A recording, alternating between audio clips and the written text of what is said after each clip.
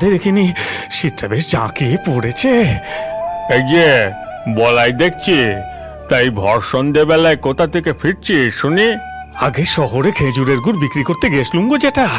যাওয়ার পথে ভাবলুম নগেনের দোকান থেকে এক কাপ চা খেয়ে যাই। যা ঠান্ডা পড়েছে গো। তা বেশ, তুই বেশি দেরি করিসনি বাপু। দক্ষিণের ওই খেজুর মাঠ পেরিয়ে তো তোর বাড়ি। এই ভর সন্ধেবেলায় আবার ওদিকে তো কোনো জনপ্রাণীর টিকিও খুঁজে পাওয়া যায় না। তুই তাড়াতাড়ি বাড়ি চলে যা বাবা, যা। হ্যাঁ গো জ্যাঠা, কাল ভোর ভোর উঠে আবার গুড় বাইনে শহরে নিয়ে যেতে হবে গো। এই কথা বলে তারা দুজন চায়ের ভাঁড় ফেলে যে যার বাড়ির দিকে চলে যায়। দোকানের বাকি লোকেরাও বাড়ি চলে যায়। নগেনও দোকান বন্ধ করে বাড়ির পথে রওনা দেয়। আসলে এই গ্রাম বাংলার দিকে শীতকালে সন্ধ্যে 7টার পর আর কোনো জনপ্রাণীর